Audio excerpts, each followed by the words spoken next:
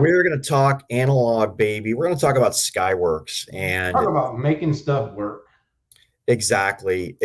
So, Skyworks doesn't do as much marketing and promotion as a lot of these other chip makers. So, I thought it'd be helpful for our listeners just to get a little bit of a background. So first of all, it's all about analog. Okay, analog RF and also power. And if you know anything about analog, I'm not talking to you, I'm talking to the audience, you know that it's black magic, basically. Okay.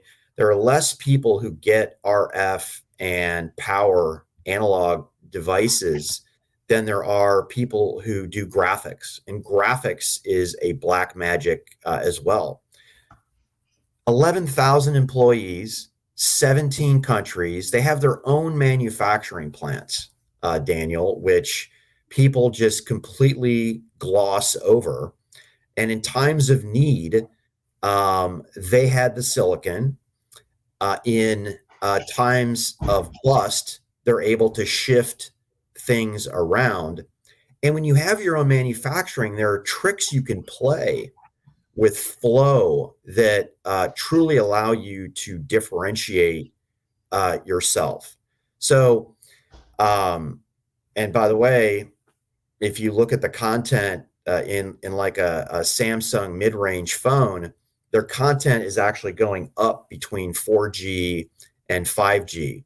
And if you look at a teardown, Daniel, they're sitting right next to Qualcomm. And I'd argue in some of these phones, Skyworks has more RF content in the smartphones than Qualcomm does. So Qualcomm gets the message out more, but we can't forget that there's somebody else in this hunt. So how do they do, Pat? Like, let's get to the earnings. Talking to myself, that's scary. Record revenue, record revenue. How about that?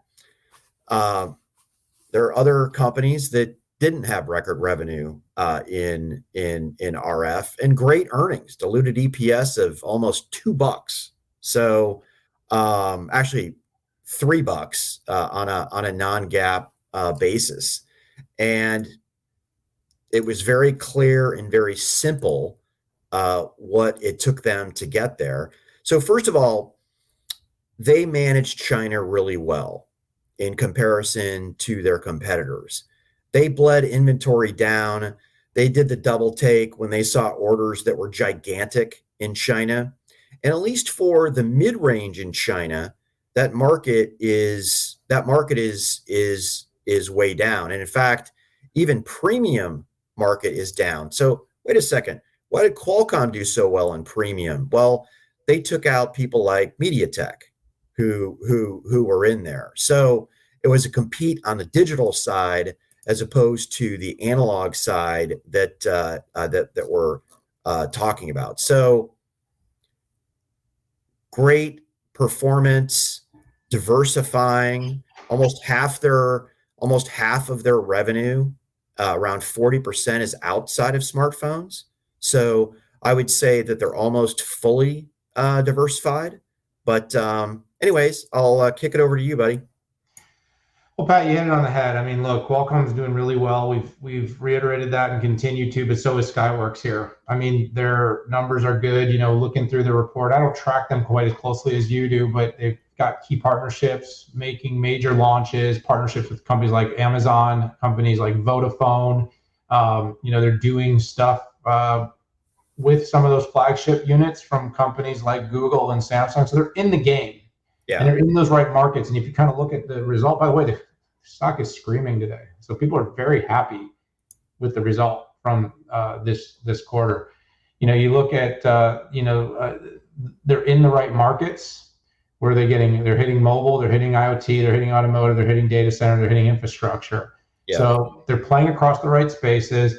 They're impacting and dealing with a tough, complex technology that people need and need at scale. So we've done a lot of victory laps for Qualcomm and their success in mobile RFFE, but Skyworks has a comprehensive RF offering and they're winning it in a lot of different markets, and that's driving good results for the company. So while I think they'll struggle to win the top of the market, I think Qualcomm will continue to make their hay in that space, basically because of everything else Qualcomm does in that space.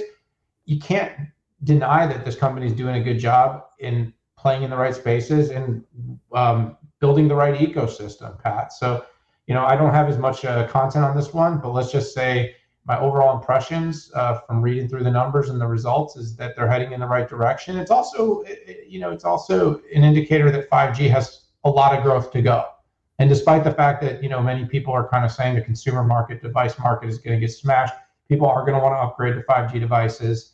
And that's not just phones, that's 5G everything that's going to enable greater connectivity. So decent, solid from Skyworks, Pat.